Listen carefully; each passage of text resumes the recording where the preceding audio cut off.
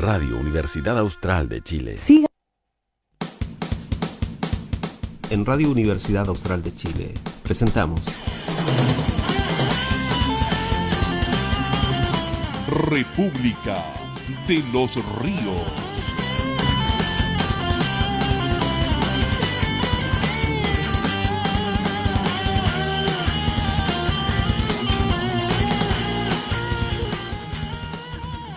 Muy buenos días, 8 de la mañana y 40 minutos. Víctor Godoy, ¿cómo estás? Hola Miguel, ¿qué tal? Buenos días. Te escucho bajo, a ver. ¿Cómo estás, Víctor? Hola Miguel. ¿Hasta cuándo? Bueno, muy buenos días. Yo estoy aquí por si acaso. Si te preguntas por qué estoy tan concentrado en mi computador es porque estoy cambiando mi clave única. No ha pasado nada serio, pero me recomiendan No te veo. Me recomiendan que la cambie. No te veo, solamente estoy viendo tu registro electoral, tu Aprovecha de Tu abrir una cuenta patente. corriente en Banco Estado ya. Oye, bueno, muy buenos días, Víctor. Hoy, menos mal que no tenemos voto electrónico el 25, si no estaríamos preocupados por la viabilidad de ese proceso a propósito del episodio.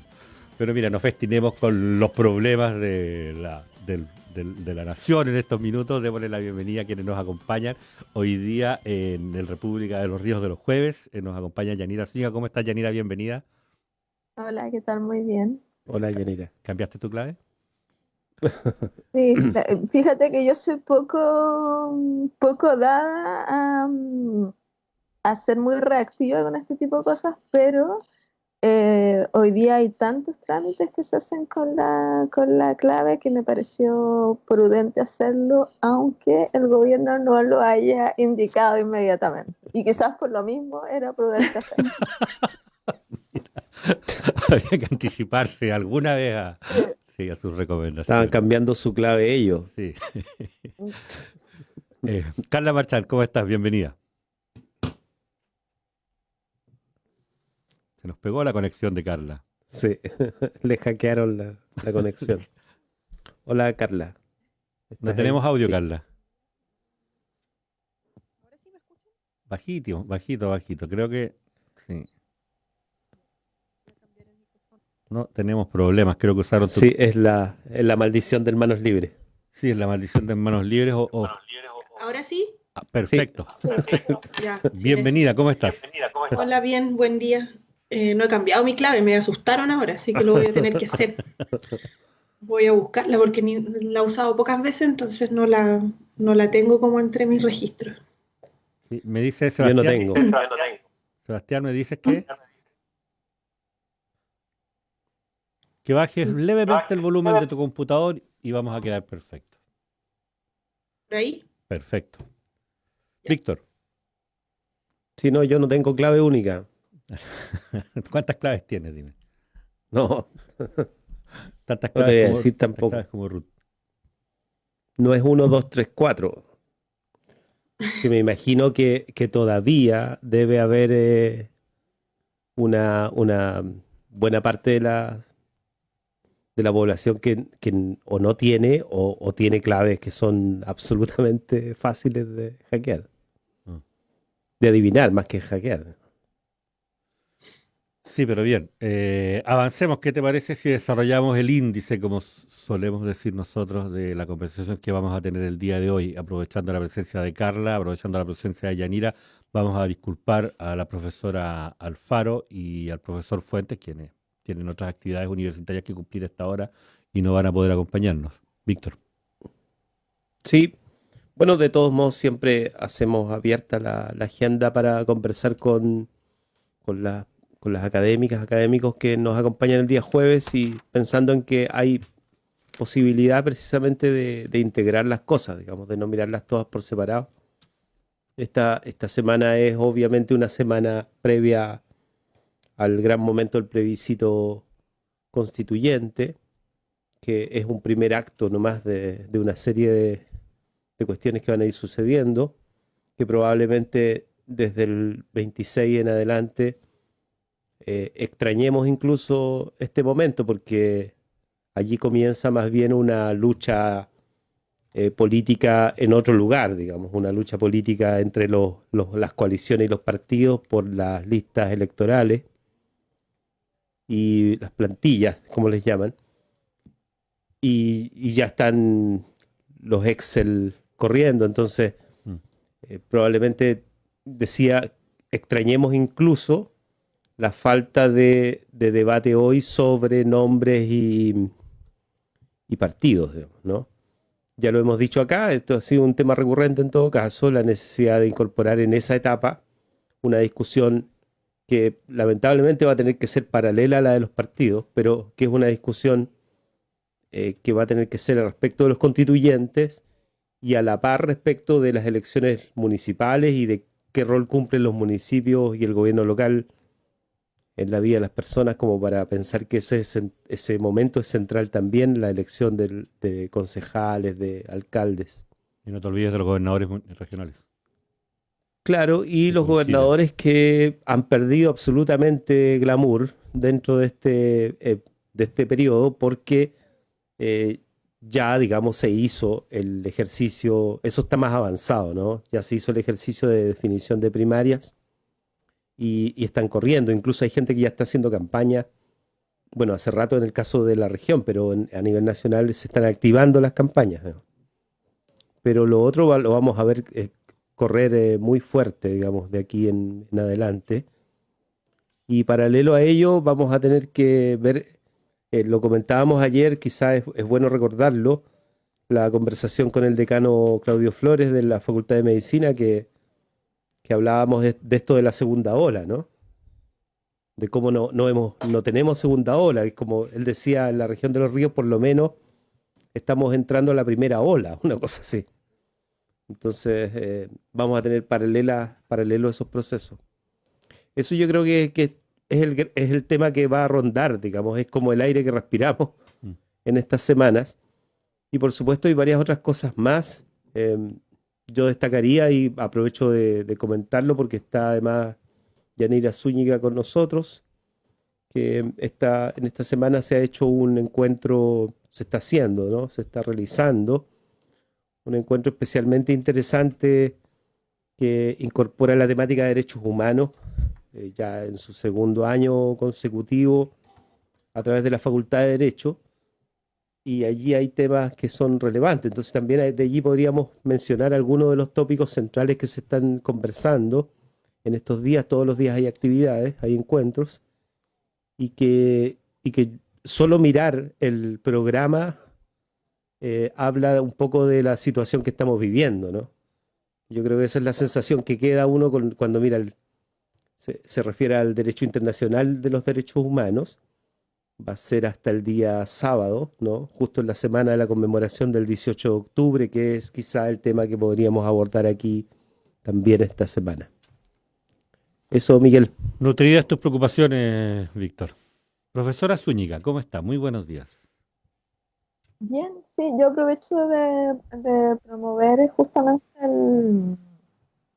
el encuentro, que es un encuentro además organizado por estudiantes, para hablar de Derecho Internacional de los Derechos Humanos.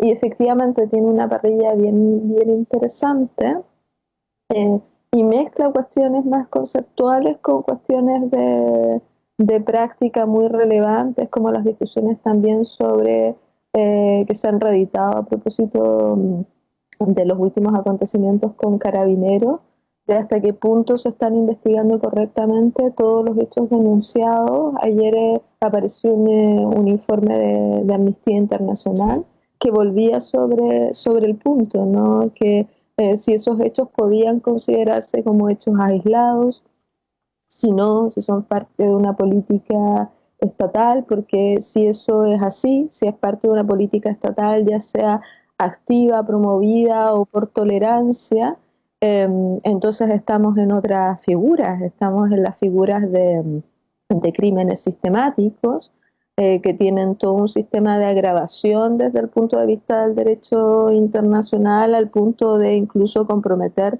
responsabilidades penales individuales en la esfera internacional. Y en el fondo, lo que ha venido ocurriendo en el último tiempo, en vez de hacer desaparecer esa sospecha, la acrecienta, ¿no? La manera en que Hemos visto a propósito de la situación de la fiscal Chong, que a mí me ha afectado, digamos, muy directamente, porque es una mujer muy reconocida, fue fiscal de Valdivia, yo creo que también tiene lazos en Valdivia, estuvo mucho tiempo trabajando aquí. Es una fiscal muy, muy competente, muy reconocida a nivel profesional, y que haya sufrido las amenazas que ha sufrido, en algún sentido convalidadas por autoridades del Estado, al ser relativizadas, ¿no? Me estoy refiriendo a las declaraciones del senador Moreira y a las declaraciones también del ministro del Interior. No le hace un favor a la tesis de que pueda haber alguna responsabilidad estatal en términos de redes, de tolerancia, y por supuesto es perturbador desde el punto de vista de la propia presidencia que debería tener el gobierno, en el sentido de adelantar juicios, sobre todo juicios respecto de la objetividad del ente investigador, en este caso el Ministerio Público. Por lo tanto, yo creo que todo lo que ha ocurrido ha venido complicando. Esa es la razón por la que yo no sé si está la fiscal dentro de la parrilla de las expositoras, pero está el exfiscal Gajardo. Y entonces, claro, es una oportunidad para que la gente, entiendo que tiene mucho interés, hay muchas ya inscripciones, no sé si será posible hacer inscripciones a estas alturas del partido, pero al menos podrá mirar las grabaciones que quedarán de ese encuentro con todas esas personas, y que seguramente el foco va a ser precisamente la situación de Chile, que es muy lamentable, porque haciendo todo este ejercicio de mirada histórica a propósito del plebiscito, uno tenía, yo no sé, hace 2 o 3 años tenía la sensación de que esta cuestión estaba superada, ¿no? En términos de las garantías del Estado de Derecho para que no se produzcan hechos al menos de carácter sistemático. No estoy diciendo exactamente los mismos hechos, pero hechos de carácter sistemático, que es la garantía primordial en esta materia, y estoy poniendo en cuestión esa confianza, lo que es evidentemente problemático. Gracias, Yanira. Profesora Marchant. Hola, buen día. Yo tengo 2 temas que me gustaría que pudiéramos conversar un poco hoy. El primero, que tiene que ver un poco con los temas que pone Víctor al principio, que podríamos agregarle a esta discusión sobre el ambiente del plebiscito, lo que ha ocurrido, lo que no, y en el contexto de esa discusión, algo que todavía no se sanciona y que tiene que ver con la discusión de los escaños reservados para los pueblos indígenas. El lunes tuvimos una multitudinaria manifestación en Santiago. Ayer hubo un trabún en el Cerro Ñelol, donde las distintas comunidades indígenas se reunieron para discutir la postura de ellas sobre este proceso, y también pensar en este llamado. O sea, faltan menos de 15 días, esto es un problema que no se va a resolver en 15 días, una discusión que tiene y requiere más agilidad. Se convocó al senador de Urresti para que él es el presidente de la Comisión de Constitución, que pudieran avanzar este tema rápido en la agenda, pero hasta el momento no tenemos nada, y eso creo que habla un poco de los temas que van quedando marginados, y los temas que no se van resolviendo ahora probablemente no se resuelvan favorablemente a las expectativas de los mismos pueblos indígenas y ciudadanas tampoco. Entonces creo que ahí hay otro elemento más que va poniendo un poco de sombras al proceso constituyente, de incertidumbres que a esta altura no deberíamos permitirnos. Y el segundo tema, y con eso lo dejo planteado para la discusión posterior, la semana pasada no pudimos estar, pero se anunció el recorte del presupuesto del Ministerio de Ciencias. Y en ese sentido creo que a nosotros como comunidad universitaria, como comunidad científica, es algo que nos afecta mucho más de lo que nos podemos imaginar. No es solamente becas que nos entregan, sino que una serie de proyectos de larga duración y una forma de entender el desarrollo del país que la estamos llevando de una manera sumamente equivocada, y creo que ahí podríamos también discutir sobre eso. Gracias, Carla. Chuta, no sé cómo resumir este tema. Carabineros, derechos humanos, rol del Estado. Eh, Partamos por ahí, creo yo. Hoy día, una de las cosas relevantes es que hoy día se va a discutir en la Cámara, entiendo. Corríjanme si no es así. Víctor, tú sueles leer los diarios con más avidez que yo. La acusación constitucional contra Víctor Pérez, precisamente en el contexto del necesario control de la acción de Carabineros en el control o en la represión en la vía pública de la actividad de protesta. Eso es una cosa. A propósito del permanente ataque al cuartel policial de Peñalolén y de la detención en un operativo bastante exitoso según Carabineros el día de hoy. También amanecimos con declaraciones de prensa en cadena nacional del eh, general director de Carabineros diciendo que quien ataca a Carabineros ataca a la comunidad. Eh, Están ahí en el centro de lo que va a ocurrir hoy en día a propósito de la necesidad de actualizar la visión que tenemos desde los derechos humanos, de la crítica que hacemos a la actual de las instituciones represivas del Estado. Yo creo que por ahí hay que comenzar, Víctor, a propósito de la invitación que nos hace Yanira. Sí, la, mm, esta información que circuló y que yo no sé, o sea, uno mira la prensa, no está destacada para nada, que es el informe de Amnistía Mm, Internacional. Sí hubo una convocatoria a prensa abierta, yo lo mencioné el día lunes acá, que se invitaba al periodismo en general a nivel internacional a conocer el detalle el día miércoles del informe. De todos modos está disponible, eso quería decir, se llama Ojos sobre Chile, violencia policial y responsabilidad de mando durante el estallido social. Está en la página de Amnistía Internacional, si ustedes lo buscan por Ojos sobre Chile, Amnistía Internacional, lo van a encontrar rápidamente en el buscador y eh, está disponible. Es bien amplio, no sé si se pueda discutir detalle por detalle. En general, habla de más de 12.500 personas que requirieron atenciones de urgencia en hospitales en el marco de de incidentes provocados dentro de las protestas. Eso es información de los servicios de urgencia, ¿no? Del Ministerio de Salud entonces, y 2.300 funcionarios de carabineros lesionados en el mismo periodo. 12.500 personas, decíamos, en urgencias. La lesión ocular se refiere a 347 personas, fundamentalmente por balines, esta información del INDH. La Fiscalía Nacional contabiliza 5.558 víctimas de violencia institucional, y ahí viene un desglose. La Fiscalía Nacional además identifica 246 víctimas de violencia sexual, y estamos hablando de violación, o sea, consumada la violación, digamos, ¿no? Y violación múltiple, incluso citada en el propio informe de Amnistía. Eh, y uno puede seguir, ¿no? 1.900 delitos de amenaza.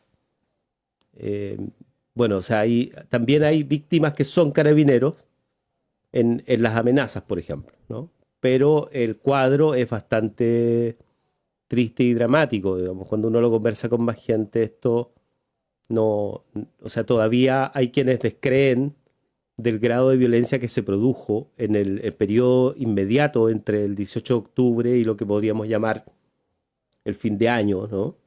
En que baja la tensión el acuerdo por la en la paz, calle, Víctor. pero la verdad es que están los datos ahí circulando, ¿no?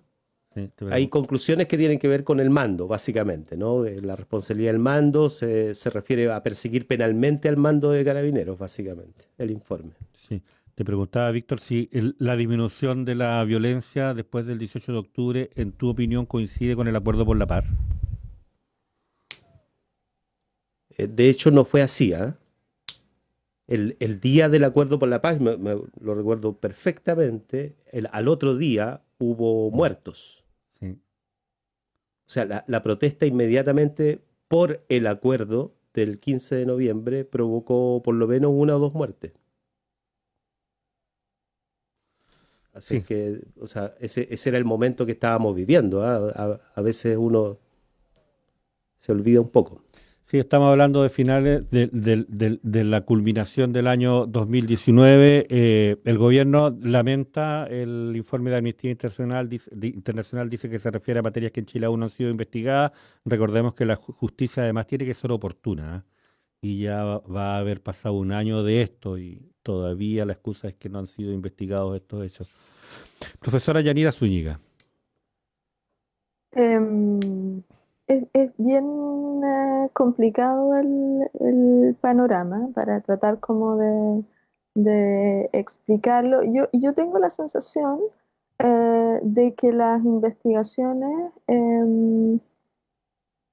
no van a arrojar demasiado. Pensemos que recién hemos sabido en algunas formalizaciones de todos los casos por tortura, es decir, lo que es una señal importante de que hay un grupo de casos que está ya en una esfera de comisión de delitos calificados, ¿no?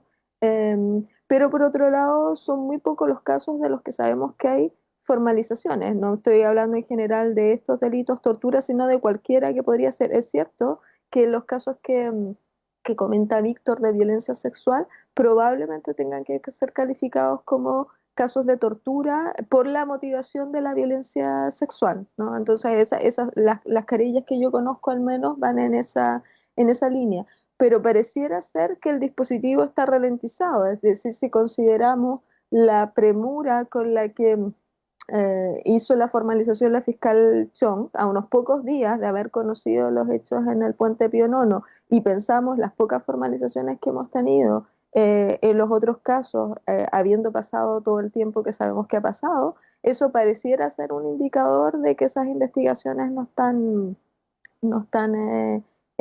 arrojando demasiados resultados. Ahora, uno podría preguntarse, ¿y por qué ocurre esto? Y recordemos que buena parte de esas investigaciones están encargadas o han sido encargadas en un primer momento a la propia institución de Carabineros.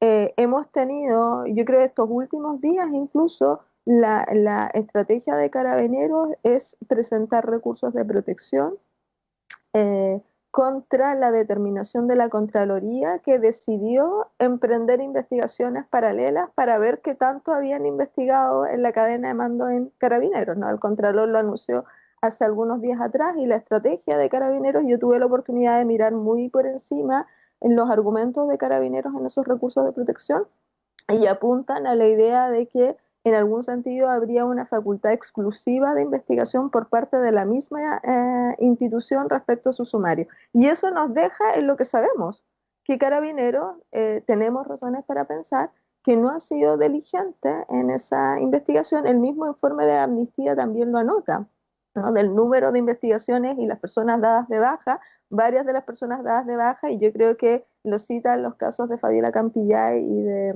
Gustavo Gatica, están dadas de baja por razones distintas a la violencia que han producido. Lo que vimos también en el caso del carabinero recientemente en Pío IX. La determinación de darlo de baja no tiene que ver con el hecho de haber empujado, cualquiera sean las condiciones que pudieran o no justificar que lo haya empujado. Eso está, por supuesto, en investigación, sino más bien con el uso de una cámara privada adicional a las cámaras generales. Entonces pareciera ser que esto también es un grupo de conductas que están adquiriendo sistematicidad, ¿no? Las decisiones de dar de baja a Carabineros tienen que ver con reglas, llamémosle colaterales, añadidas, etcétera, pero no con un reconocimiento de la existencia de violencia institucional. Y si eso es así, si Carabineros no ha investigado, no ha aportado las pruebas y eventualmente las puede haber falseado, que es lo que están arrojando, eso por supuesto que ha incidido en la capacidad que tiene la Fiscalía de hacer la investigación, porque la Fiscalía se apoya en Carabineros o en investigaciones. Ahí yo no tengo claro si la Fiscalía en un primer momento, como lo está haciendo ahora, está recurriendo inmediatamente a investigaciones para estos hechos o está esperando alguna de la información que en su momento se comprometió a proporcionar Carabineros y que creo que tenemos ya antecedentes claros de que eso no va a ocurrir. No va a venir de Carabineros una dilucidación de esos casos. Entonces, yo me atrevería a decir que varios de esos casos van a quedar sin antecedentes suficientes para proceder a una formalización o un mayor avance. Y si eso es así, en algunos años más vamos a tener que acordarnos de juicios internacionales sobre esta materia, porque es el camino habitual. Si no se resuelve en Chile, esto va a ir, por supuesto, en varios años más, ¿no? Pues probablemente 5 o 6 años vamos a tener noticias de pronunciamientos del sistema interamericano en esta materia. 10 años suele demorarse la Comisión Interamericana de Derechos Humanos, a propósito de la Exacto. oportunidad con la que se necesita la justicia en este tipo de situaciones. Carla Marchant. Bueno, yo creo que hay varias cosas que complejizan esto, y una de las que creo yo que tiene mayor influencia en esta dificultad es la postura que tiene el mismo general Rosas con respecto a la forma en que reciben los informes, la manera en que se generan estos comunicados para responder el informe de Amnistía Internacional, donde la autocrítica es cero, o sea, es muy poco, lo recibe, responde, maneja la misma, tanto en la terminología se siguen manteniendo los mismos conceptos que hemos venido escuchando hace casi un año desde que empezaron estos eventos. Entonces, no creo que exista realmente una reflexión más profunda sobre lo que implica lo que implica la violación a los derechos humanos, lo que significa eso, la forma en que debiese tratarse cuando se forman carabineros, lo que pasó y las consecuencias que tiene cuando esa formación no es adecuada y oportuna. Pensemos en este caso del joven del Puente del Pío Nono, ese carabinero llevaba tenía un año de formación efectiva. ¿Qué se puede esperar a alguien que lo llevan a la primera línea desde el disturbio público en una situación que es extremadamente compleja emocionalmente desde todas las perspectivas, con una educación deficiente y con una consideración nula sobre qué es y qué es y qué no es adecuado hacer en una situación de ese tipo? Y por ese lado creo que ahí hay un problema fundamental y que quizás no se va a resolver moviendo a los altos mandos, sacando al general Rosas, porque probablemente las líneas de mando que los preceden van a tener una postura muy similar. Eso requiere una intervención, creo que estratégica, no solamente de otros carabineros, sino también de otros expertos en seguridad. Yo he escuchado varias veces a Lucía Dammert dar muy buenos argumentos técnicos para la forma en que debiese generarse una reforma a la institución en un contexto, y entendiendo también la dificultad que implica una reforma profunda que cambie las bases de cómo opera Carabineros, considerando que es una policía que no podemos parar para reformarla. Por lo tanto, tiene que ser en la marcha y tiene que ser siguiendo con la operación.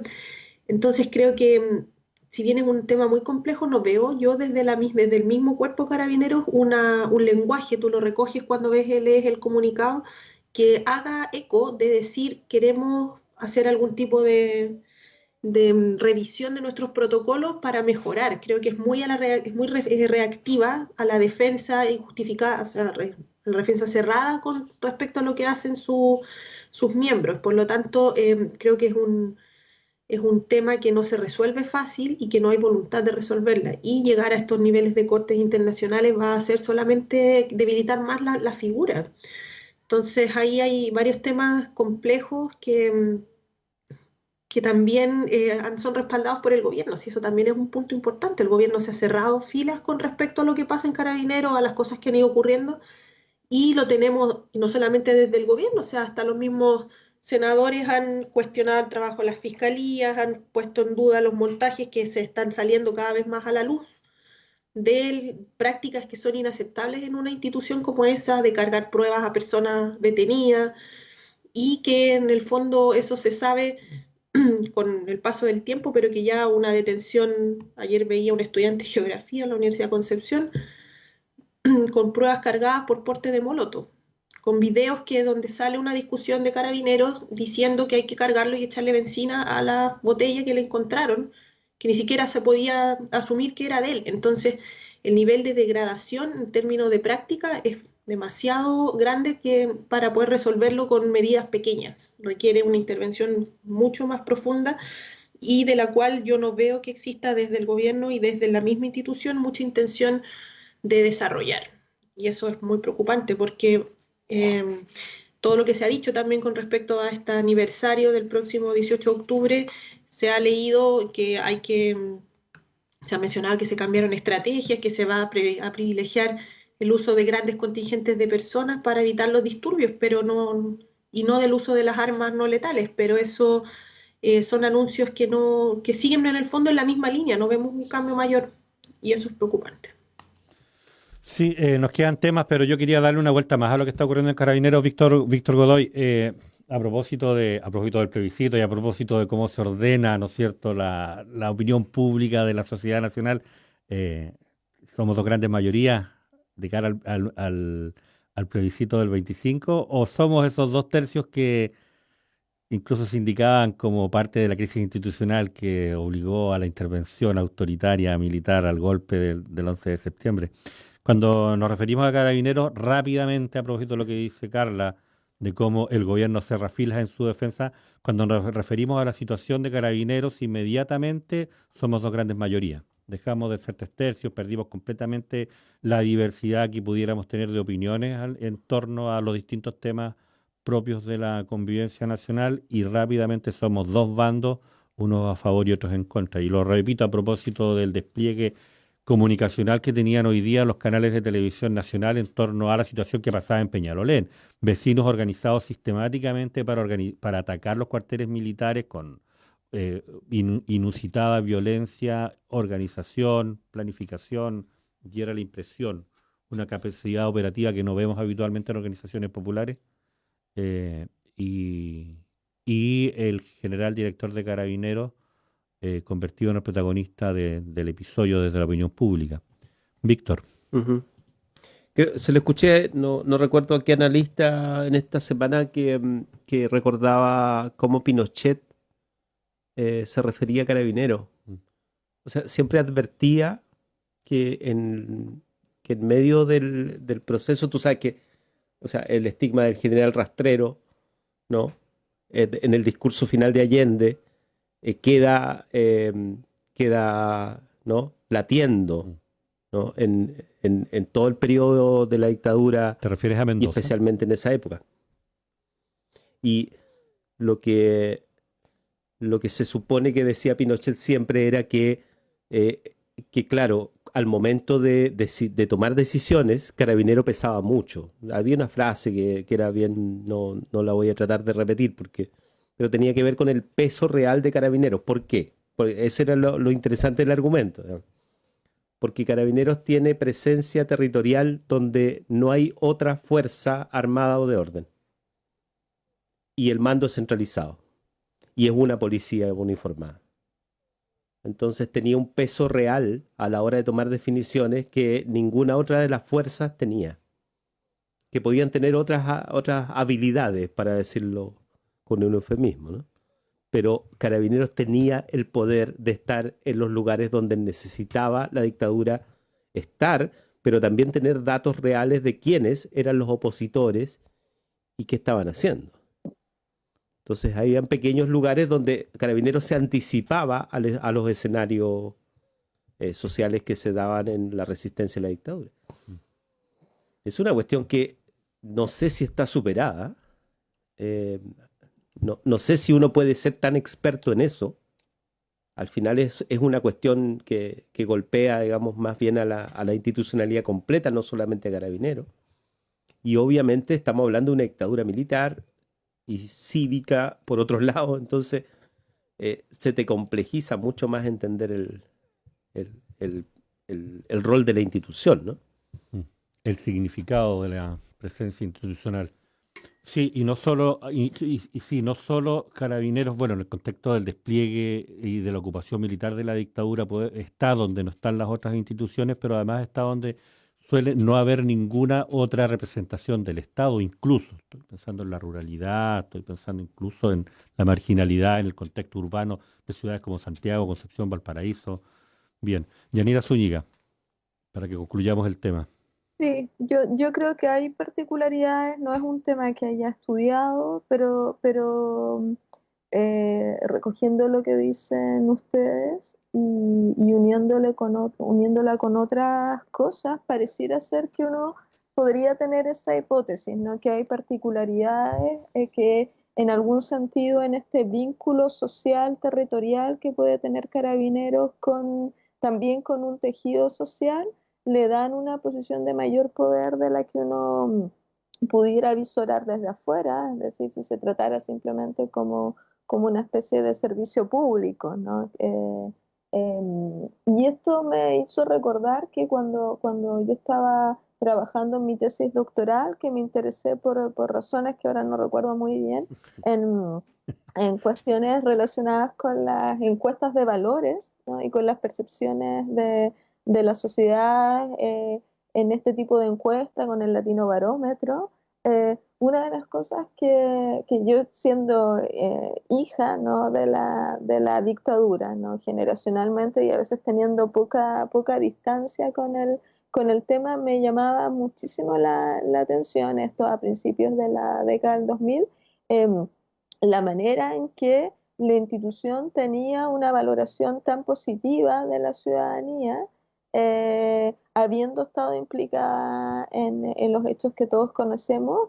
Y yo sinceramente, que no tenía tampoco la distancia de haber vivido antes, es decir, toda mi niñez y mi adolescencia estaban cruzadas por ese recuerdo que después reconstruí, no lograba explicarme, ¿no? ¿Cómo era posible que una institución que estaba manchada, en mi opinión, de sangre, ¿no? Eso era lo que me recordaba el imaginario cuando me acerco a la sensación que tenía, pudiera tener el respaldo tan general, tan popular, ciudadano, ¿no?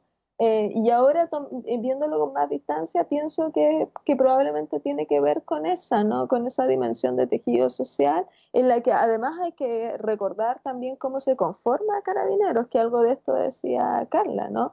Viene de un mundo popular, ¿no? Y entonces, claro, sus cruces, su tejido, hacen que sea vista como una institución más cercana, y probablemente haya una dualidad con Carabineros desde el punto de vista de la manera en que la ciudadanía necesita la institución, ¿no? Se refleja en esa institución porque viene o está conformada por un mundo social, pero al mismo tiempo ha venido criticando a esa institución en su manera de responder a la crítica social, porque esto es eso, ¿no? Es una respuesta a la protesta social, no es más que eso, ¿no?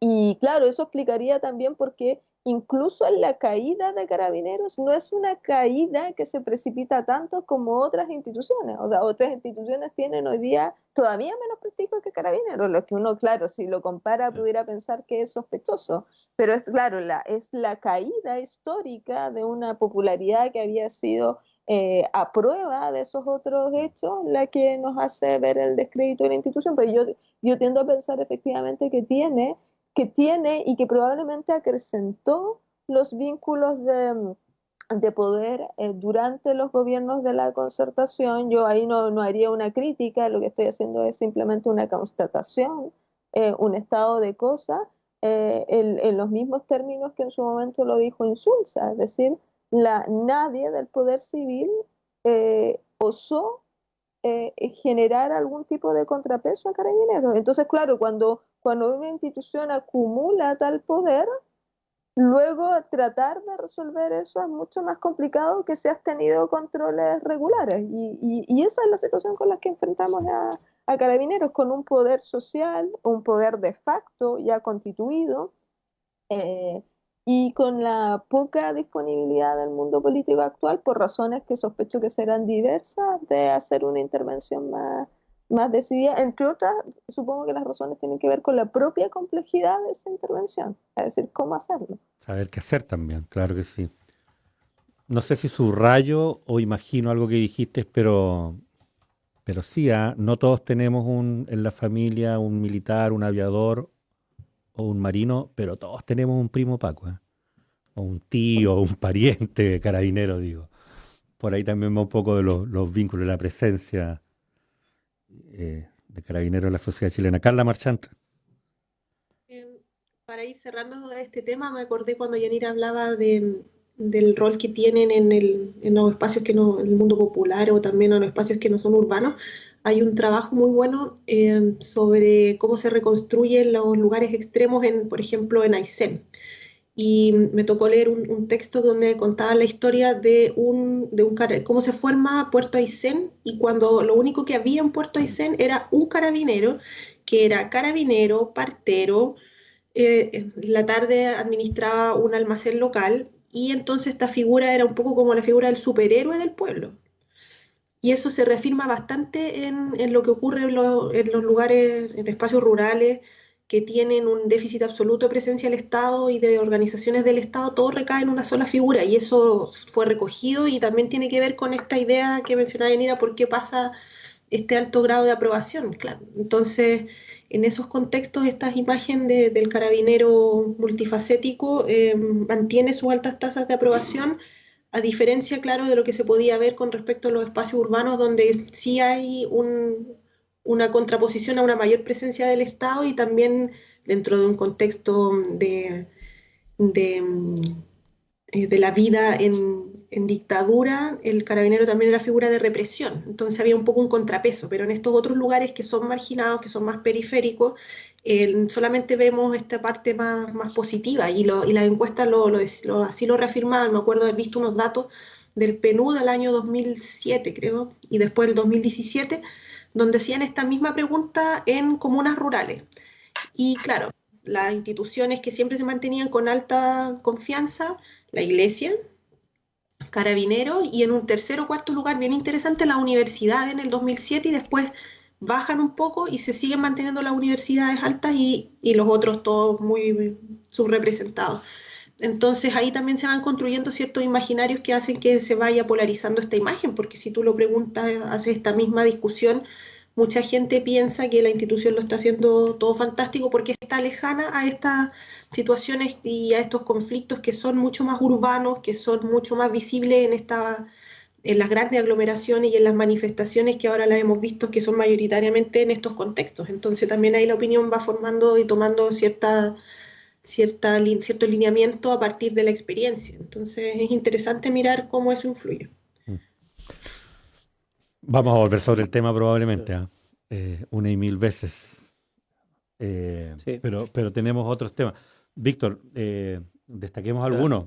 Recordémosle primero a quienes nos escuchan que estamos haciendo República de los Ríos, como es habitual, el día jueves, acompañado de académicos de la Universidad Austral, académicas en este caso, la profesora Carla Marchán de la Facultad de Ciencias y la profesora Yarira Zúñiga de la Facultad de Ciencias Jurídicas y Sociales. Estamos a 2 semanas del plebiscito. Hay varias cosas que debieran estarse ordenando, dice Víctor. Anticiparnos a lo que debiera ser la discusión de quiénes van a ser nuestros representantes en el proceso constituyente, a propósito de que, como en todas las elecciones, tenemos un proceso fundamentalmente dominado por la presencia o por la racionalidad que impone la participación a través de partidos políticos, escaños reservados para pueblos indígenas, para minorías, para la sociedad civil. Echa de menos Carla Marchán en esta discusión, y parece que en tanto hay otras elecciones que son bastante más relevantes. Lo voy a decir así, aunque ese tono le molesta precisamente a nuestros amigos de los partidos políticos que suelen participar de la República de los Ríos. Digo, elecciones que parecen más relevantes porque tienen un botín político, un botín electoral bastante más abultado que la posibilidad de tener un cupo en el cuerpo constituyente. Digo, no es lo mismo administrar un municipio con todas las posibilidades que te tiene que te da de presupuesto para intervenir un territorio, o incluso otro lugar de la administración pública, que un cupo en el proceso constituyente. Entonces, por lo mismo, diera la impresión de que no despierta el mismo interés en organizar o en poner en la centralidad de la discusión en este minuto quiénes van a ser los representantes en el proceso constituyente. Y en la lógica o en la racionalidad de los partidos, probablemente las candidaturas al proceso constituyente sean los premios de consuelo para aquellos que no logren ocupar algún lugar en las otras elecciones que se van a correr en abril próximo. Por ahí creo que van las preocupaciones del panel en lo que a la organización de la discusión o la asamblea constituyente se refiere. Víctor. Uh-huh. Sí, ¿Resumí bien? Carla Marchand decía al inicio que recordaba que hay una discusión pendiente sobre la participación en el proceso de modificación constitucional Ujú. eh, de los pueblos originarios y de cómo se podrían establecer los escaños reservados. Eh, Eso, de hecho, es un debate que muestra muy bien lo que tú decías. O sea, cuando los partidos hablan de esto, tienen las frases absolutamente construidas, ¿no? Y tú puedes hacer una entrevista corta o larga y vas a encontrar las respuestas a la duda acerca de la conveniencia de tener incluidos a los pueblos originarios en lo que podría ser la Convención Constitucional. Pero, llegado el momento, y a propósito del encuentro del Cerro Ñelol del día 12 de octubre, o fue ayer, no sé cuándo fue exactamente, Ayer. la convocatoria responde a esta cuestión y dice, se lo vi por lo menos en las redes a Aucán Wilcamán, que decía, disculpen, pero nosotros no queremos escaños reservados. Nosotros como pueblos originarios debiéramos desarrollar nuestro propio proceso constituyente. No nos inviten a cumplir con el rito de los cupos, ¿no? El rito de la participación. Claro, bueno, estamos hablando de un político, digamos, Aucán Wilcamán, o sea, alguien que sabe cómo se mueve esto, digamos, sabe lo que significa, ¿no? O sea, si tú eliges un grupo determinado, lo que haces es autonomizar, que es lo mismo que nos ha pasado a los chilenos, digamos. Eh, Vas a autonomizar muchos de los debates que podrías estar dando en otros espacios, digamos, y que se acaban de dar en el Cerro Ñelol. Bueno, eso demuestra la distancia que puede terminar habiendo entre el debate constituyente y la participación, ¿no? ¿Para qué entrar en el...? O sea, yo vi en circular el propio nombre de Aucán Wilcamán en las listas de candidatos a gobernadores por partidos de oposición, que lo mencionaban como alguien que tenían que llevar y que estaba en las listas. Finalmente no está, digamos. Bueno, ahora se entiende por qué, pero te fijas que el sistema político ha tratado y no le ha resultado necesariamente. Entonces a mí me da la impresión de que incluso cuando decimos los partidos están decidiendo esto en las cocinas o en sus directivas nacionales, etcétera, al final uno también le está dando a los partidos el crédito de ser capaces de tomar decisiones por todos nosotros, casi mirándolos desde afuera, digamos, mirando el problema desde afuera. Cuando en rigor, gente que toma en sus manos el problema, como las organizaciones políticas más destacadas de la participación del pueblo mapuche en la vida pública, demuestran que tú puedes paralelamente construir cosas incluso mucho más potentes que las que te permite la discusión acerca del peso real que tienen los partidos políticos en la decisión final de los constituyentes. Eso que se da en el caso de los pueblos originarios no necesariamente es posible en otros casos, porque no hay organización quizá para eso, ¿no? Entonces aquí hay un diálogo y una negociación que históricamente va a ser muy difícil de hacer. Y yo probablemente los resultados sean los que más o menos aquí hemos conversado. Creo que la semana pasada le dimos una vuelta también con Yanira. Gracias, Víctor. Profesora Marchand. Bueno, hay varias cosas aquí en lo que menciona Víctor. Yo partiría separándolas en dos. La primera, claro, o sea, por un lado, si vemos lo que pasa en este tribunal el día de ayer, a mí me parece sumamente legítimo que sean los mismos pueblos indígenas los que discutan cómo ellos llegan al proceso, cómo quieren desarrollarlo, y eso me parece que tiene mucho que ver con los procesos de autonomía que reclaman, y eso es parte importante de la discusión. Pero por otro lado, volviendo y llevando esta decisión que ellos tienen y llevándola ahora al ámbito de cómo los partidos políticos deciden estas cosas, a mí me parece que hay un aprovechamiento gigantesco sobre el tema, y un aprovechamiento que tiene que ver y también que le entrega nuevamente a los partidos políticos todas las decisiones de ir estructurando de qué manera se va a desarrollar todo el proceso constituyente, que a mí me genera mucha incertidumbre. Y me genera incertidumbre en el sentido de que, si bien la oposición ha dicho que ellos cuentan con los votos, esta es una votación que hay que recordarlo, requiere 3/5 para que se apruebe en la incorporación. Los argumentos que se han dado son, y eso significa que si toda la oposición votara en un mundo ideal igual, eh, tendrían que tener 2 votos de derecha para poder, para que se apruebe el proyecto. Y eso significaría también que tendrían que convencer a a los que de derecha que piensan que no tienen, que los pueblos originarios no deberían tener estos escaños reservados porque se atenta contra el derecho de la igual calidad de los ciudadanos ante la ley. Pero a mí me preocupa mayoritariamente que al no darse esta discusión, los argumentos que se esgrimen, o sea, se ha dicho que no se quiere, que no se ha podido hacer porque que no se ha podido escuchar a todas a las 25 organizaciones que tenían presupuestado invitar, y en el fondo es algo que se va dejando para atrás, y eso eso en la dimensión simbólica tiene efectos, que quiere decir nosotros vamos a hacer algo en la medida de lo posible. Y vamos a hacer, en el fondo ellos están cooptando nuevamente todo el proceso que partió desde otro lado. Y por eso habían tantos cuestionamientos a la forma en que ocurre, que la convención constituyente no es lo mismo que la asamblea constituyente, y que al final, ayer también no se permite ahora que los independientes generen listas y pactos. Eso también son cosas que van a ir mermando la participación indígena si es que esto no se llega a resolver de aquí a cuando sea la elección de los constituyentes. Entonces yo creo que hay muchas señales que van mostrando que el tema no es prioritario, que hay un aprovechamiento porque están en las franjas del apruebo, en los partidos, en la ADC, en el PPD. Los socialistas salen la representación de los pueblos originarios, pero en lo efectivo eso no ocurre.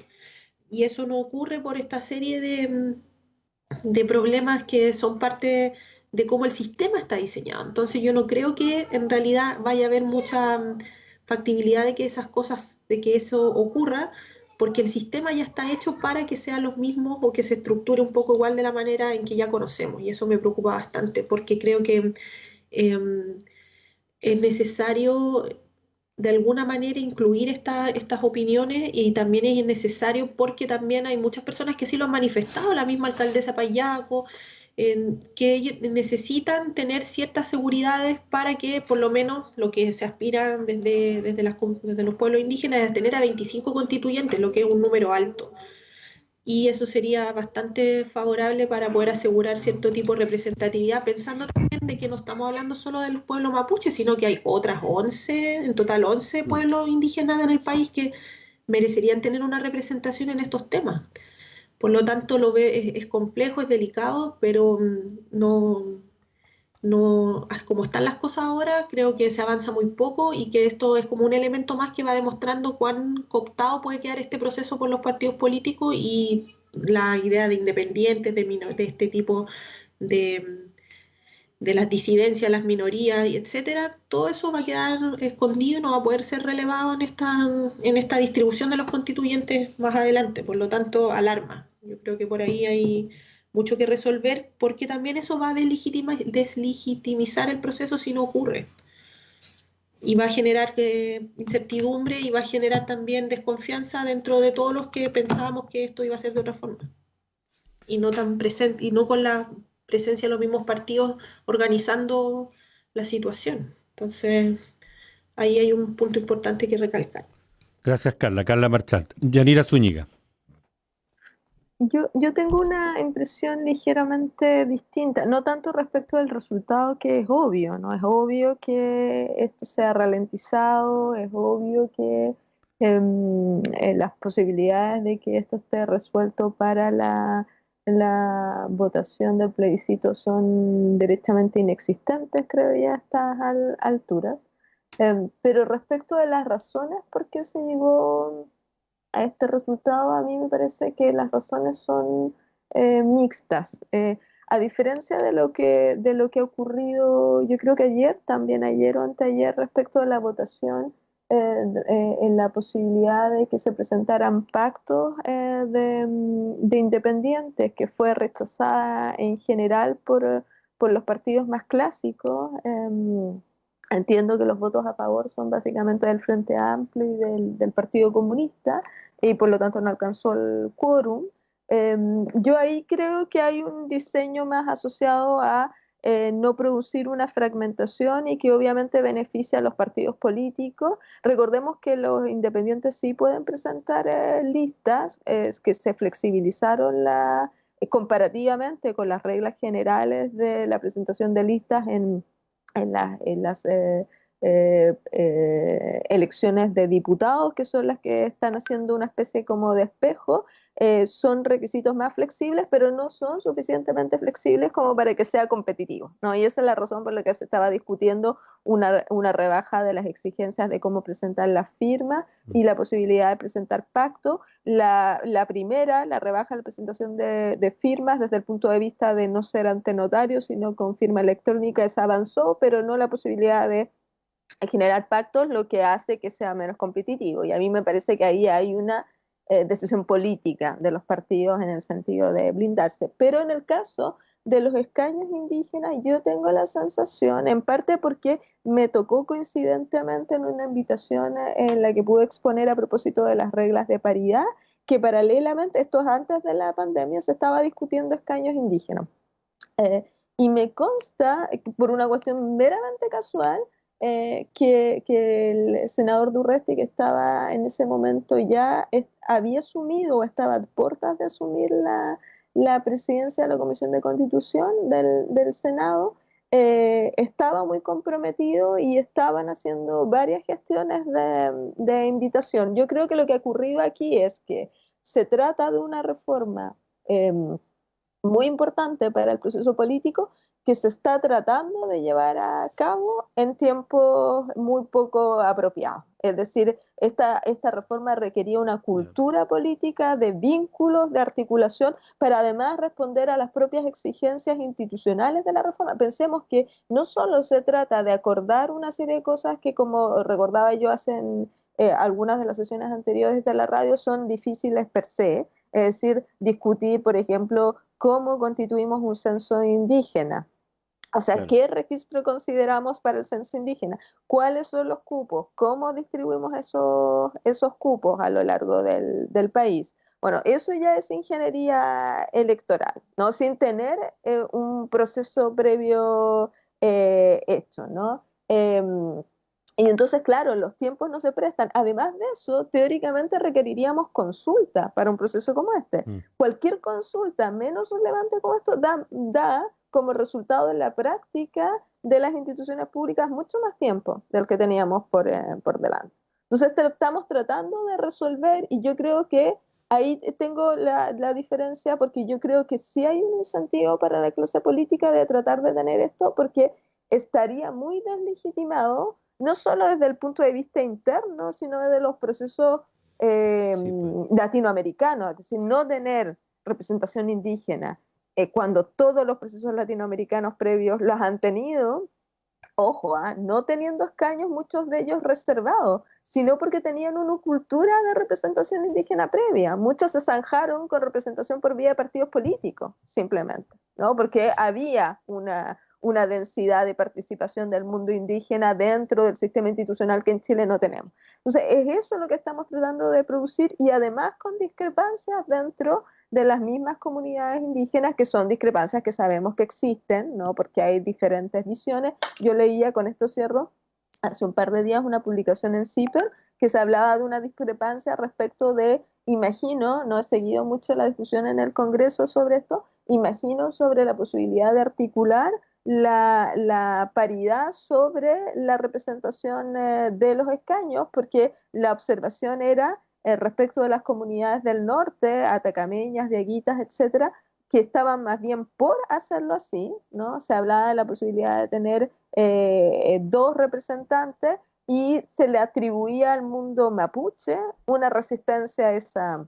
Entonces eso también hay que tenerlo en cuenta, que hay disparidad sobre las propias reglas internas dentro de las comunidades, y por lo tanto mi percepción es más bien que lo que está dando cuenta esto era que el tiempo no es un tiempo adecuado para llevar un proceso de tal envergadura. Y con eso estoy diciendo que en mi opinión yo sí tengo cierto optimismo en el sentido de que con todo el déficit que eso significa, votar para un plebiscito sin saber cuáles son las reglas del juego, de lo que se está votando, ¿no? Eso es una evidencia que es así, pero aún así yo tengo cierto optimismo de que ese proceso se pudiera llevar a efecto después del plebiscito, garantizando un dispositivo de presencia del mundo indígena que me parece una condición esencial para que el proceso sea también legítimo. Bien, estamos haciendo República de los Ríos. Recordémosle a quienes nos escuchan con Yanira Zúñiga, la estamos escuchando, profesora de la Facultad de Ciencias Jurídicas y Sociales, Carla Marchand, profesora de la Facultad de Ciencias de la Universidad Austral de Chile, y Víctor Godoy, encargado de comunicaciones de la Dirección de Vinculación con el Medio. Y parece que soy el único pesimista, si nos ordenamos entre pesimistas y optimistas, y creo que eso es una buena noticia. Víctor Godoy. Sí, yo quería hacer referencia nomás rápido a que efectivamente tú mencionaste la acusación constitucional contra el ministro Pérez.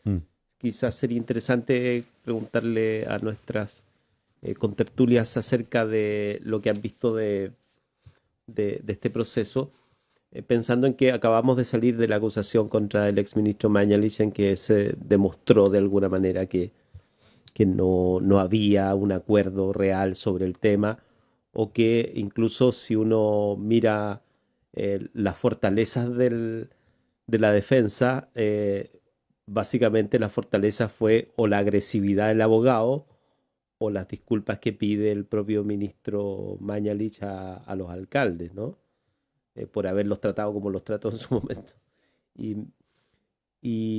Y esa fortaleza fue suficiente como para diezmar, obviamente con anterioridad al momento de la votación, la posibilidad de que se aceptara la acusación constitucional, ¿no? O sea, hubo varios parlamentarios de oposición que votaron en contra de la acusación, ¿no? Y en el caso del ministro Pérez hay una diferencia que puede no ser pequeña, que es que los 13 firmantes son prácticamente del espectro de la Concertación más la izquierda, lo cual implica que la oposición en general, incluida la democracia cristiana, podría en aceptar la acusación en su totalidad. Si eso sucede, podría darse una situación, lo cual agravaría una situación que ya le ha afectado al gobierno. O sea, sabemos que la única acusación constitucional que se ha presentado en este periodo que ha resultado es la de que se hizo en contra de, en ese momento ya ex ministro del Interior, Chadwick. Y en el caso de todos los demás, que han habido, no sé, una decena, una cosa así, no ha resultado, digamos, ¿no? Entonces la pertinencia, las formas, la calidad del trabajo político de quienes presentan las acusaciones constitucionales es muy disímil, ¿no? Al parecer, la acusación contra el exministro Mañalich no se hizo bien, eso es lo que dicen al final, ¿no? Se hizo bastante rápido. La comisión que trabajó sobre el tema sí trabajó muy bien porque incorporó muchas voces, pero al final no hubo discusión previa en la sala, o sea, no se contó al final cuál fue el resultado de esas discusiones. Solamente el trabajo de la comisión se hizo. No resultó por ningún lado esa acusación. Esta llama la atención por eso, además porque está incluido el tema de los camioneros, el tema o sea, se termina de articular a partir de lo que sucede en el Puente Pío IX, pero el capítulo tiene que ver con la responsabilidad de mando sobre carabineros, ¿no? Y además está lo de los camioneros, digamos, ¿no? Así es que ahí hay una cuestión que yo no sé si da como para que esto funcione, la acusación constitucional, ¿no? Pero la mayoría opositora tiene condiciones para hacerse notar en estos procesos. Lo que pasa es que necesita 78 votos, ¿no? Gracias, profesor Godoy. Profesora Zúñiga. Yo creo que el escenario es distinto. Ahora, no hay que perder de vista que esta seguidilla de acusaciones constitucionales tiene un impacto. Es decir, fragiliza el sistema, la deja de poner en los términos de una cuestión excepcional, y entonces aparece también como un efecto de trivialización de la acusación. Ahora uno puede decir que en realidad no es que se haya trivializado la acusación, sino que se han producido cumulativamente una serie de hechos que no veíamos como hechos normales, que se han ido dando por la superposición finalmente tanto de la pandemia, que en sí misma es una situación excepcional, versus los hechos que venían arrastrándose desde octubre pasado. Yo diría que hay razones para pensar que podría correr una suerte distinta la acusación constitucional respecto al ministro Pérez que respecto del exministro Mañalich, porque en el caso el exministro Mañalich, además, se superponía una discusión jurídica, y yo creo que la enmarañaba más, que era la discusión de si efectivamente hay antecedentes ahora para suponer que el manejo tuvo cuotas de negligencia importante o incluso de mala fe, y eso todavía está por saberse. De hecho, yo creo que puede ser que lo sepamos después cuando se liberen, espero yo que sea un cuando, que se liberen, que alguien libere, no sé bien quién, los famosos correos electrónicos que parece que están apuntando a algo más importante, pero que por supuesto no se podía haber tenido en vista en el proceso de la acusación constitucional. Dicho sea de paso, yo que he mirado algunas de las acusaciones constitucionales, no todas, no vi exactamente la del exministro Mañalich, he visto algunas previas, y en general sí me atrevería a decir que están todas bien poco planteadas, es decir, no parecen decidirse nunca si la cuestión es una cuestión de orden jurídico o una cuestión de orden político. Esta es una discusión también dentro de la aproximación constitucional, si lo que se trata es una responsabilidad que hay que mostrar que se ha cometido algún tipo, aunque sea de falta administrativa, grave, por supuesto, o puede ser simplemente una decisión de reproche político que no requiere que eso configure una falta ni siquiera administrativa, sino que simplemente se estén los votos disponibles. Sobre esto no hay una claridad, y yo creo que eso empantana también la manera en que resuelve finalmente el Congreso, tanto la Cámara como el Senado finalmente. Pero yo creo, y con esto voy a mi argumento y con esto cierro, de por qué creo que el caso del ministro Pérez es distinto, es porque está toda la evidencia que discutíamos al principio de esta reunión radial, ¿no? Que difícilmente puede ser pasada por alto, ¿no? Y yo creo que incluso el informe de ayer de Amnistía solo le va a sumar un incentivo para tener más votos, porque el informe de Amnistía apunta precisamente a la cuestión de la responsabilidad de mando, es decir, lo pone luego en una estructura jerárquica donde hay, aunque sea nominativa, responsabilidad del ministro. Digo, aunque todos sepamos que al final, como han dicho todo el mundo, nadie ha hecho nada, que prácticamente se manda solo Carabineros, en la práctica no se puede hacer esa observación desde el punto de vista público, ¿no? Y desligar entonces a la cabeza del Ministerio del Interior de lo que está pasando en Carabineros. Por eso yo creo que hay mucho más datos, ¿no?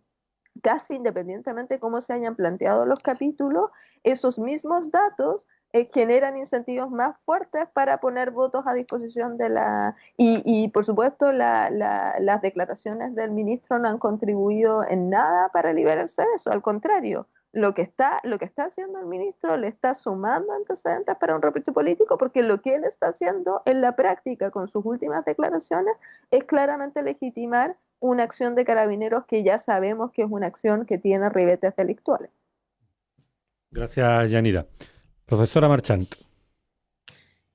Sí, concuerdo con Yanira en varios puntos, sobre todo en la cantidad de argumentos y la forma en que se organizan estos para poder hacer un documento de acusación un poco más robusto. Lo estaba buscando ahora, lo encontré, unas 88 páginas bien gráficas de lo que significó el paro de camioneros, la forma en que se enfrentó por parte del Ministerio del Interior y también sobre, bueno, la última parte no la alcancé a mirar completa, que tiene que ver con con el tema de Carabineros y el incidente ahí en el puente Pío Nono. Entonces creo que aquí hay un relato, o sea, de lo que miré, el relato de los hechos está muy bien fundamentado, tiene varios, arguye varios puntos interesantes con respecto a las responsabilidades que se dejaron de ejercer por parte del ministro en el contexto de la paralización y se aborda desde las perspectivas de los daños económicos, los daños que generó al orden público, los problemas de abastecimiento, etcétera. Entonces creo que en cuanto a argumentos aquí podríamos estar frente a una acusación más sólida porque son hechos concretos, o sea, lo que yo leí y escuché anoche sobre por qué no había funcionado la acusación a Mañalich es porque, claro, o sea, en su caso los hechos eran mucho más difíciles de evaluar en el sentido de que habían argumentos que podían esgrimirse de que en un escenario de tal incertidumbre como era el manejo de la pandemia, eh, es más complejo saber si una actuación tiene carácter doloso o no. Aquí efectivamente es mucho más evidente que puede haber sido así. Por ese lado creo que puede tener un pronóstico acusatorio favorable. Pero lo que me gustaría igual comentar es un poco la trivialización que se ha generado con respecto a las acusaciones constitucionales. Se han intentado tantas, solo una ha tenido éxito, y que en el fondo lo que pasó ayer también es un resultado que debilita la incipiente o escasa organización de la oposición para demostrarse como un bloque como una oposición decente a un gobierno que tenía bajos índices. Yo creo que el ganar, el haber perdido y que no se aceptara, es también un poco un respaldo y es un aire nuevo y un poco algo positivo para la imagen del gobierno. O sea, a ellos les refuerza la unidad de que están haciendo las cosas bien y se va un poco fortaleciendo el gobierno que está alicaído, y la oposición se sigue viendo como una bolsa de gatos que no son capaces de ponerse de acuerdo para lograr un fin común como este. Entonces, en ese sentido, creo que esa banalización ha hecho que se trivialice tanto el proceso y que se muestre más aún las divergencias que hay dentro de la misma oposición. Y también la opinión de ciertos parlamentarios que están un poco como al margen de todo, o sea, cómo votan en ese tipo de decisiones o abstenerse. Y eso no sé si algún día lo podemos conversar. A mí me resulta muy difícil de comprender que exista la opción de abstenerse frente a decisiones donde uno debiese tener opinión. No sé cuáles son las razones jurídicas, me gustaría que algún día la Yanira nos explique, que te permitan esa opción en cosas que son de tal trascendencia que uno no puede decir, me quedo fuera de esta decisión. Entonces, porque sabes que ese no opinar sirve también para no tener injerencia en procesos que van a ser llevados por otros. Entonces ahí no me parece correcto que eso ocurra. Y si tú ves, hay muchos diputados que tienen una preferencia por la abstención en sucesivas votaciones. Entonces también eso creo que no es parte de hacer y de comprometerse con el trabajo al que tú estás encomendado por tu votante, por tus electores. Bueno, y creo que esos son un poco los puntos fundamentales. Yo creo que a lo mejor esto va a funcionar. No sé efectivamente cuál será un verdadero impacto con respecto más que el tema político. No sé, y que no puede ejercer otros cargos públicos, pero ¿de qué sirve? Es mi reflexión más profunda, o sea, de trivializar el proceso, ¿a qué nos conduce eso? ¿En qué va a mejorar, no sé, la misma organización de la seguridad pública? ¿En cómo se traducen esos costos políticos a la mejora efectiva de la vida de las personas y del manejo del país, que yo creo que es lo que más le interesa a la ciudadanía, más que si la persona después puede volver a postularse a un cargo? Entonces, creo que también es importante pensar eso. Me quedo por ahí. Gracias, Carla. Carla Marchán, nos quedan 5 minutos. Podría yo resumir simplemente a propósito de lo que ustedes dicen, cómo ponen el foco en torno a lo central de la acusación, que es a propósito de el control jerárquico sobre carabineros, la desigualdad en el trato hacia los ciudadanos, en el caso del paro de los camioneros versus el caso de quienes participan de todos los movimientos de protesta desde el 18 de octubre en adelante, con el lamentable desenlace la semana pasada, cuando un joven fue arrojado por la baranda del Puente Pío. Vamos a ver cómo se desarrolló esto el día de hoy. Nos quedan 5 minutos. Tenemos un tema que no es menor, y es el recorte presupuestario en el Ministerio de Ciencias.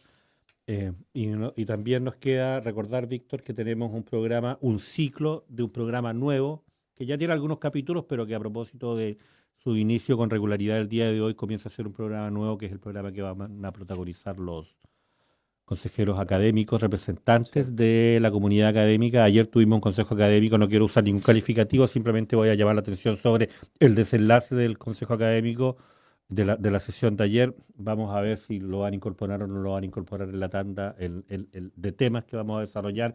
En la hora, tenemos una hora, queremos que el programa sea lo más regular posible y por eso queremos ateñirnos a una hora para poder revisar con relativa exhaustividad, pero también con celeridad, y la participación de todos, los temas que les preocupan y que allí se están discutiendo. Por ahí van las dos líneas, entiendo yo, en torno a las cuales debiéramos administrar con mucho rigor los 5 minutos que nos van quedando. Sí, Víctor. yo me abstengo. Después no justifica tu abstención. Carla Marchant. Bueno, este es un tema que es para mí fundamental y no voy a hablar de lo que significa recibir menos recursos para investigar. Todos sabemos lo que es la precariedad de la competencia de los proyectos, pero sí creo que hay un punto en que poco se ha hablado con respecto a lo que implica no tener un programa de becas como lo que va a ocurrir este año, y el que tiene que ver con cortar las carreras científicas de un gran grupo de jóvenes que han dedicado ya una cantidad de años importantes de su vida a formarse, y que probablemente sean jóvenes que durante el año pasado terminaron un magíster, que estaban haciendo contactos o tenían redes de colaboración en universidades internacionales, que ya decidieron y que habían trazado un plan de vida que tiene que ver con hacer ciencia.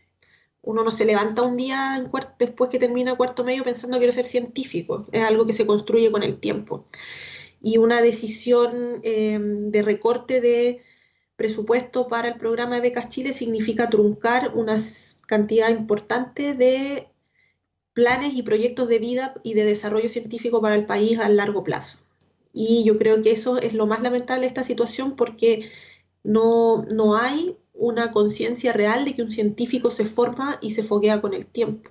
O sea, lo que nos va a costar esto en 5 o en 10 años más va a ser mucho más de lo que se está midiendo en términos reales ahora. Esto significa un retroceso profundo, y también con argumentos muy malos, diciendo que no sabemos cuáles son las condiciones futuras de los programas. Yo les cuento que en las universidades más importantes del mundo los programas de doctorado están siendo online hace por lo menos todo un año. En el Reino Unido, en Alemania, uno puede doctorarse ahora estando en cualquier parte del mundo. Entonces el argumento no me parece razonable, y lo que esto implica para el desarrollo del país nos va mostrando que a pesar que existe un ministerio, el ministerio sigue siendo la puerta final en un edificio que es el Estado, donde antes que no había ministerio, la ciencia y los fondos de investigación, ya siendo precarios, por lo menos estaban resguardados. O sea, a mí me sorprendió mucho ver la poca fuerza de CUF para defender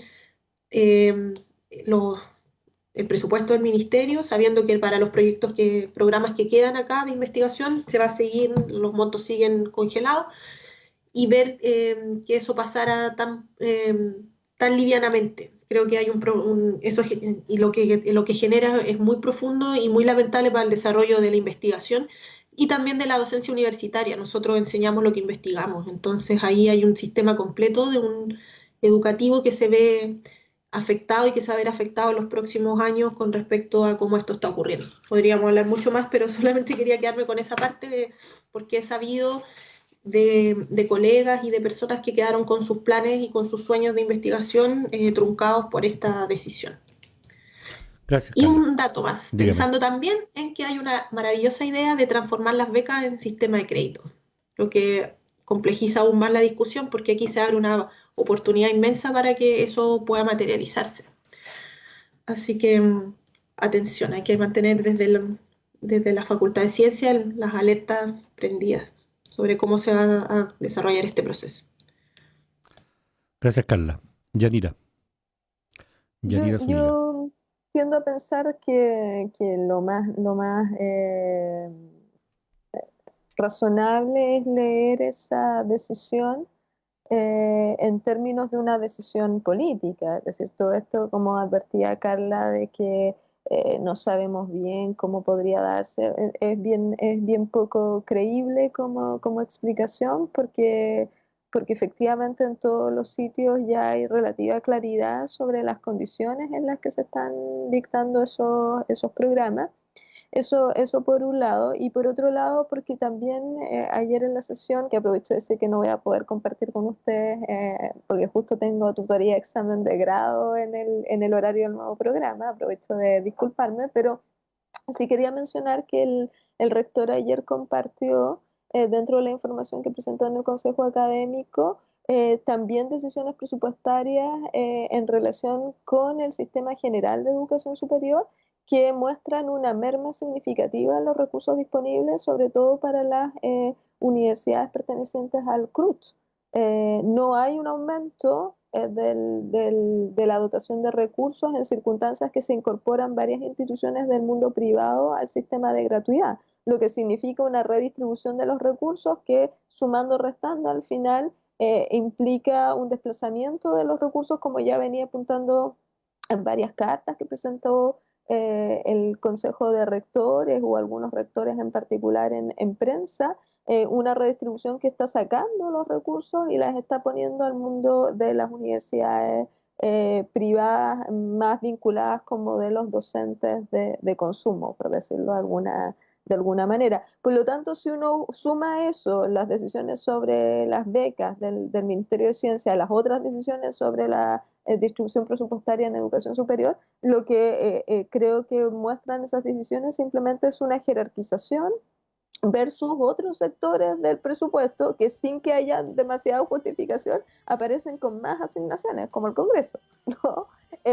Entonces, lo que hay, por supuesto, son claramente decisiones de orden política que sirven a manera de jerarquizar el uso de esos recursos y que muestran el poco compromiso que el sistema chileno ha tenido, incluso después de haber elevado la categoría de las cuestiones de ciencia a un ministerio, a un compromiso de dotación de recursos estables, ¿no? Porque la manera en que se mira la ciencia es como algo que puede costar mucho dinero, pero que no necesariamente rinde productivamente al país. Es eso lo que está detrás de esta decisión, aunque desde la ciencia se ha tratado de mostrar que incluso esa premisa es falsa, ¿no? Desde el punto de vista de sus propios presupuestos. Pero yo diría que no vale la pena tratar de conversar con el Ministerio de Ciencia sobre el otro presupuesto, porque yo creo que ese presupuesto es falso. No es verdad que la cuestión tenga que ver, creo yo, con las condiciones en las que se realizan esos programas, que son condiciones que hoy día son claras. Son otras condiciones, pero son condiciones que son claras, que son ciertas. Yanira Zúñiga, tal vez, Yanira Carla, tal vez el tema, a propósito de la urgencia de otros temas, debiéramos obviar la contingencia de cada semana y abrir el próximo jueves con esta conversación en torno a qué es lo que ocurre con la ciencia, la tecnología y el financiamiento público para la investigación en Chile. En este contexto, pero también, como dice Yanira, en el horizonte más lato de los proyectos políticos que están contendiendo por hacerse cargo de la construcción de estos procesos en Chile. Yanira, disculpa, una pregunta. Hoy día tienes a las 2 de la tarde, ¿tienes este jueves tienes tutoría o tienes todos los jueves? No, excepcionalmente. Es este jueves, que de hecho es una tutoría que está prevista, yo creo que una vez al semestre o algo, que coincide justamente con el es a las 14:10, de hecho el programa está previsto a las 14. Sí, bien. Entonces no cambiamos el horario y simplemente te extrañamos este jueves. Exactamente. Muchas gracias, Yanira. Gracias, Carla.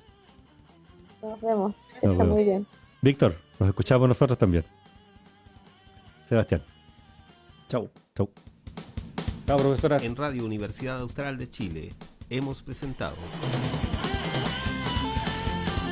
República de los Ríos.